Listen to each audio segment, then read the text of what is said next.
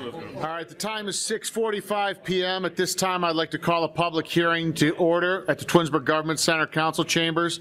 The date is Tuesday, March 14th. Again, the time is 6:45 p.m. Shannon, would you call the roll, please? Mr. Barr? Here. Mrs. Walker? Present. Mrs. Labby? Here. Mr. Post? Here. Mr. Bellin? Here. Mr. Deeds? Here. Mr. Fury? Here. All right, moving along. Do we have any audience participation for the agenda items at the public hearing today? There are none. All right. Having no audience participation, we're going to move on to the agenda items for the public hearing. The first being ordinance 24-2023. This is an ordinance amending Chapter 1164 of the codified ordinances of the City of Twinsburg regarding fences. Is there any discussion on ordinance 24-2023? No, sir. Other than this was approved by the Planning Commission. So noted.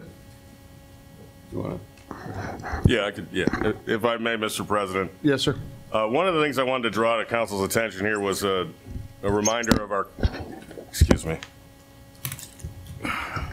There we go.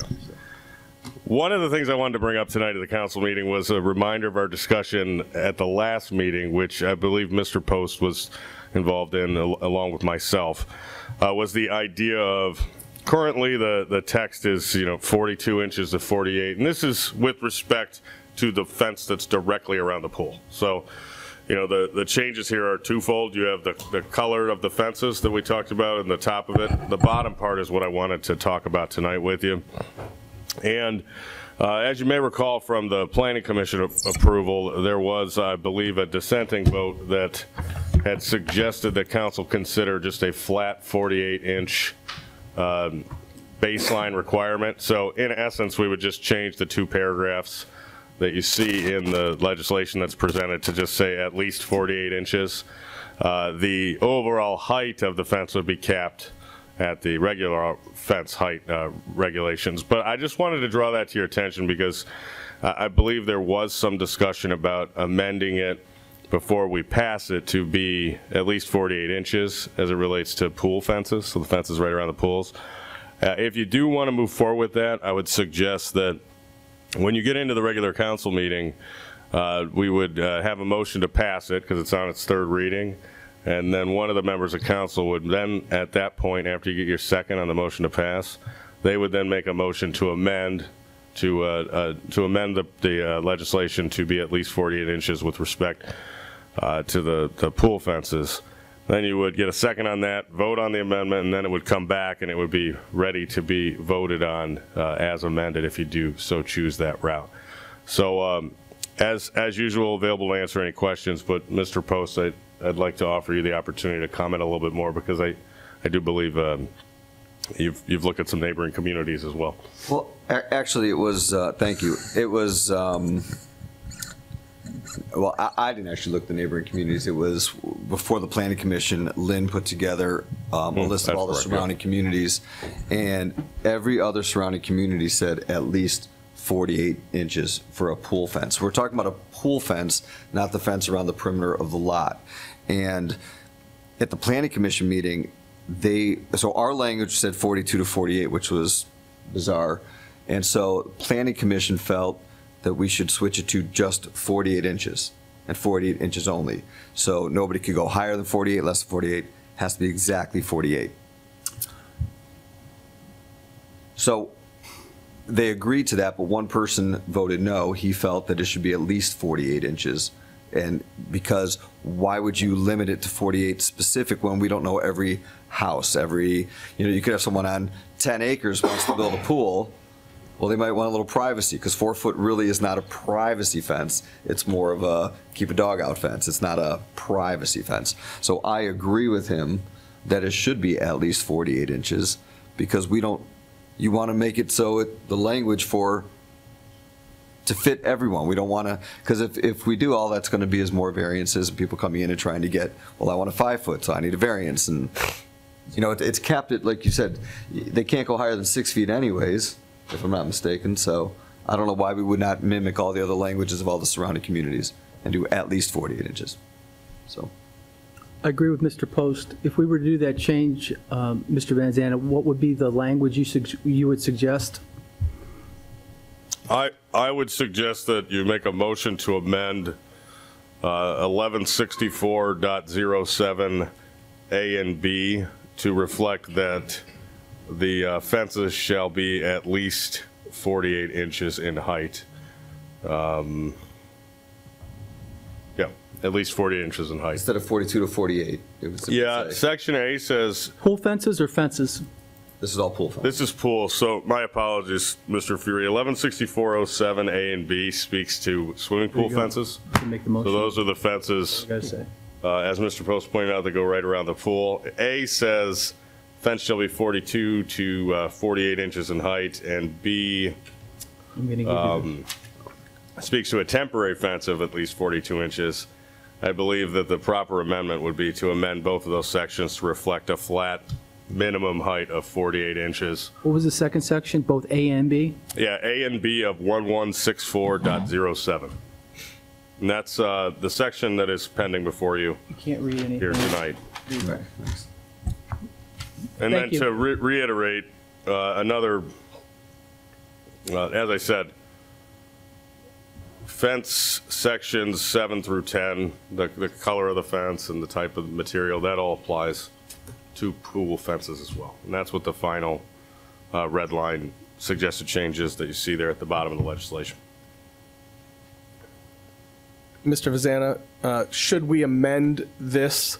Would it require another public hearing? No, Thank you. not in my opinion, no. Amy has a question. Amy, would you like to weigh in? I have one question. Nobody from zoning or that's going to, or building is here to enforce that.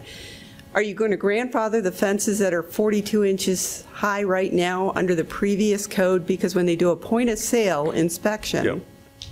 So those That will be would considered basically- non-conforming fences. We need to add that Right, to so this. it's, I don't know if there's. No, language- it's not my opinion that you need to add that, but Amy, can you stay up 1 second?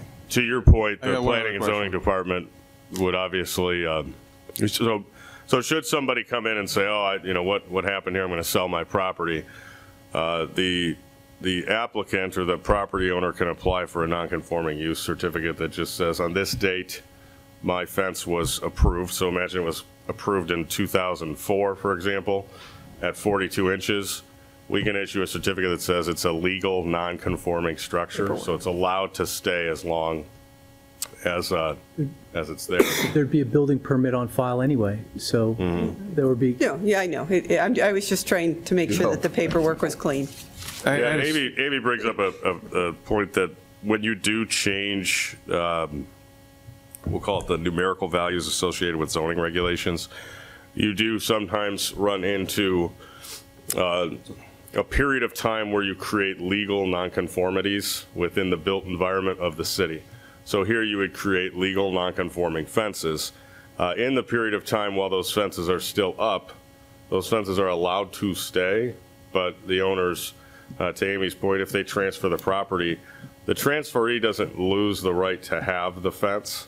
They just still have a legal nonconforming fence that, and this is the important part, is subject to the city's nonconforming use and structure regulations. All cities in Northeast Ohio have nonconforming use and structure regulations on file. The heart of those regulations, just as in Twinsburg, is to permit someone to carry what is colloquially referred to as a grandfathered status for a reasonable amount of time. Generally, the point at which someone would be forced or compelled to come into conformance with the new code would be when a structure or a use is completely discontinued or demolished or destroyed. At that point, the property owner has to, in this case, if the fence, say the entire fence burns down, they would have to put up a 48-inch fence, not a 42-inch fence. But maintenance, regular maintenance of said fence will be permitted at the 42-inch height. So for example, if you came in and you wanted to touch up the white paint on your fence, that's not going to require you to put a topper on it of 6 inches. You can still maintain your fence and carry on with it without having to get any additional special permit or without having fear of the city sending a notice to you that says, oh, I saw you out there with a can of paint. You have to knock it down and put a 48-inch fence up. So if you have any questions on non-conforming uses and non-conforming structures, I'd be happy to That sounds like fun coffee. talk more about it. Yeah, it's good stuff. That was a great point, Amy. On section B here, Amy, when it talks about the temporary fences, aren't some temporary fences, I assume this is for like a pool that's under construction, aren't some of them under 48 inches? What they mentioned at planning was that those rolled temporary fences are 48 inches.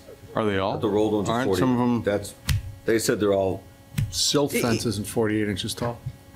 well, silt fence you don't need, no one's going to use a silt fence, so for a, Just, you asked about construction fences, I answered. Silt fence isn't 48 inches tall. well, but this is around pools, though. These are required fences around pools. Yeah, that would be a. I was that's a thinking of like different that, I thing. was thinking of like that orange snow fence that some people use. Is that, It's not a pool fence. no. it's a temporary, it's not a pool fence, it's a temporary fence during Temporary construction. fence is when it's under construction, you dig a Right. hole, and you don't have the permanent fence up, but they're still building it. You have to have a temporary fence from stopping a kid from falling in the hole. Correct. Or a dog or an Right. animal. So the temporary fence also needs to change to at least 48, because a lot of those companies have those prefab fences that are 6 feet tall. And so we don't have to do at least 48. correct. Well, it says at least 42 right now. Yeah, I have to check on. Temporary fence. That's to answer your question though, Mr. Dees, that's a separate type of fence and a separate regulation. Those are temporary construction fences, and then you, Well, that's what we're talking Well, about. that's And what B you're is a talking about. temporary I'm not construction sure fence. how the B is building talking department about applies temporary. this. If it's, yeah, that's what I'm if it's checking to until they're see. putting up, or if it is an orange, and then again, that's, Why do we need to change B? It says at least I don't- 42 inches, so anything taller than That- 42 inches. That's what my point is. I don't think we But should I don't change think B. we I need think to it change should stay B. at 42. So scratch B. Well, he talked about changing A and B, that's why. Agreed, I'm with Mr. Deeds on this. I don't think there's any reason to change B. You don't want to change the temporary height as well? To at least No. 48, That's just a construction 6 fence. inches? I mean, That's a good point. Is the standard construction fence 42 inches high? I'm looking at it right now, the one that's for sale is 4 foot by 50 foot in length, so that's 48 inches. So a lot of it appears, at least on the one I pulled up. change for change's sake. Yeah, I think we leave. I think 4 if you want foot. to change A to 48, that's fine. I think 42, I think on B, there's some that are 42 inches. I think you just leave the 42. It's construction, it's temporary. Let's remember why their fences are there, so children will not fall into a pool. I think you should, if we're going to But it's switch a it. temporary construction fence. It's not a permanent. How many Until children are we're- over 42 inches tall? I mean, that's a big kid. No, I know. Most of the oranges showing up as 4 foot.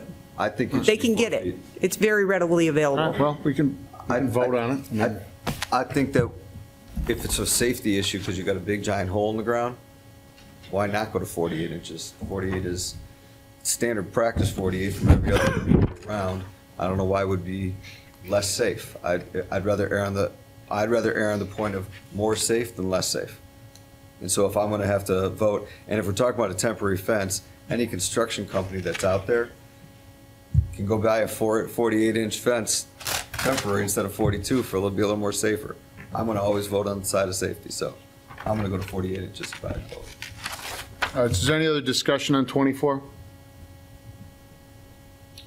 The only other thing I would say is I think on the memo that we had, Shannon had to change it to change number 8 to take the word white out. We still had the word white in, on number 8, and she revised it to take out white on the vinyl clad. It's been revised on the most recent version in, Right, she revised Box. it. We talked Right. about it this evening, just so everyone knows, she took that white out. yeah. Yeah, that's a good point. That change was revised prior to the public hearing tonight. Correct, Shannon?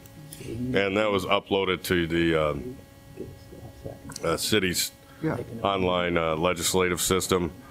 That you wouldn't need an amendment for. That was changed prior to the beginning of the meeting. So, but that is a good point to point out, Mr. Dietz. All right, if there's nothing additional on 24, we'll move on to ordinance 25, 2023. This is an ordinance amending Chapter 1173 of the codified ordinances of the City of Twinsburg regarding signs. Is there any discussion on 25, 2023? I still go back on what Dave was saying about take it out one day, can you put it back the other day? How are we going to police that, and what are we going to do about that? I think that's really a building department issue, not so much this ordinance issue. I mean, I would defer to the law director and the building department as far as the enforcement of the law that's currently enacted. Yeah, I think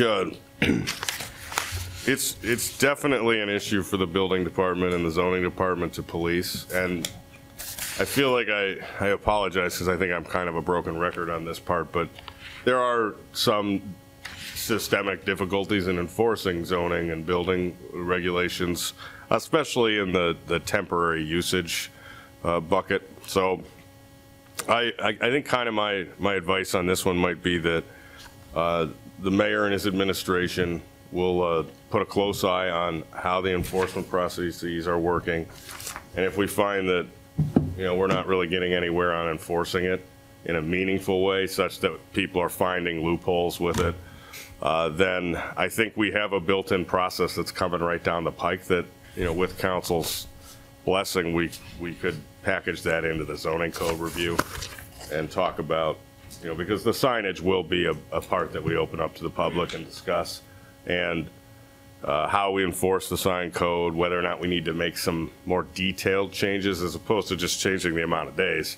Do we have to put a process in there, essentially more text, to allow us to enforce it better? I think it might be helpful if we take a look for the next few months on how this rolls with the permission of council and the mayor. And at that, we could craft, should we identify any problems, we could craft a solution. But again, I think I've talked numerous times. It is difficult, without having unlimited staff rolling around every street on the city every day, making note of every single sign that's out. It is difficult to enforce, but that doesn't mean it's impossible. Like I said, we can put some attention on it from the city staff standpoint and come back with our suggestions.